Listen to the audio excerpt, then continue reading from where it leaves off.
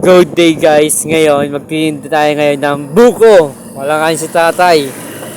Kaya tayo ngayon magtitinda ng buko ngayon. Ayan, may bumili na ang isa. Siyempre, ganyang kalaki is 25. Masarap yan. At madami na ang bumili, kasama ko pala si Ate Kati sa magtitinda. Ayan, biglang nawala yung bumibili kaya sinayaw-sayawan ko na para baka sakali dumami yung bumili. Orasyon ba? Orasyon. Yeah. Ayan, may nagpabiyak na nga ng buko. Ano pa? Pabiyak. Ito yung first time ko magbiyak ng buko. Hindi ko alam magbiyak ng buko. Ayan nga, ayan na nga, binibiyak ko na nga yung buko.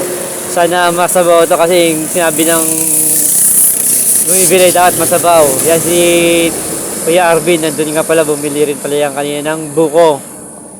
Ayan, halatang baguhan. Baguhan tayo sa magbubuko, Brad. Ayan guys. Hindi natin mabiyak-biyak. Napakatagal natin mabiyak yung buko. Ayan.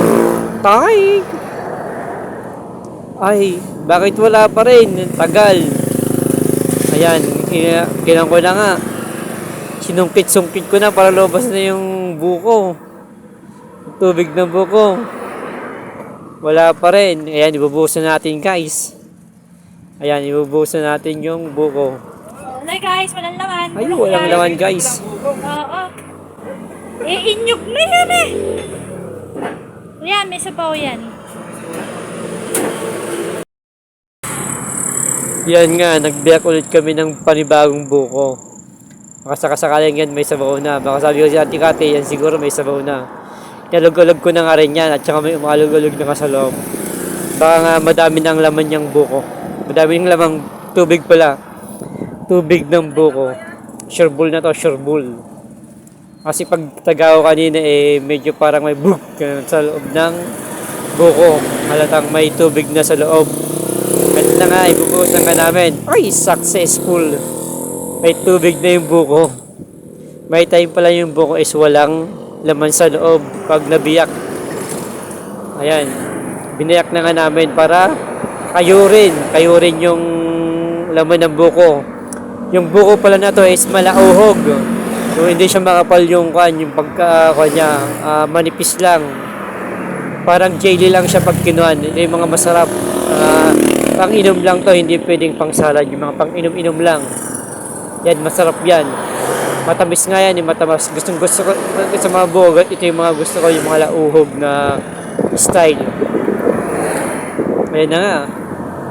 Naka 1 points na ako rito. 1 points done. Yes.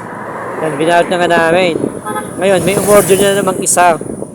Ngayon, pinapatabasan lang yung buko sa dulo at saka sa ilalim. Pinapatabasan. Ngayon, kinabasan ko na nga. Para mabilis silang ito gagawin. Ang benta namin ng bukong ganito is 40 pag buo.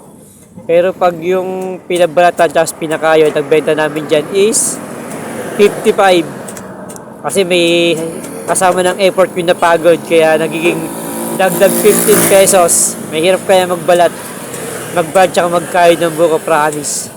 Akala nyo lang madali pero mahirap talaga. Hanggang dito na lang guys.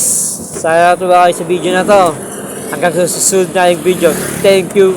Stay good vibes. Sa gusto magtanong dyan, magtanong lang kayo. Sasagutin natin through online.